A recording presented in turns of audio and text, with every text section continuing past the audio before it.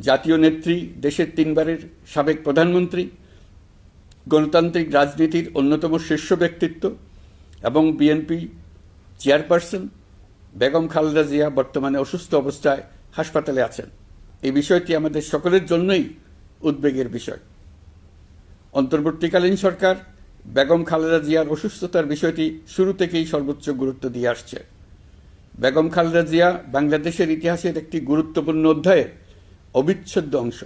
বাংলাদেশের স্বাধীনতা, সার্বভৌমত্ব ও গণতন্ত্রের প্রতি তার অবিচল অঙ্গীকার, দেশের উন্নয়নে তার অবদান এবং তার প্রতি জনগণের শ্রদ্ধাময় আবেগ বিবেচনা নিয়ে সরকার ইতিমধ্যেই তাকে রাষ্ট্রের অতি গুরুত্বপূর্ণ ব্যক্তি হিসেবে ঘোষণা দিয়েছে।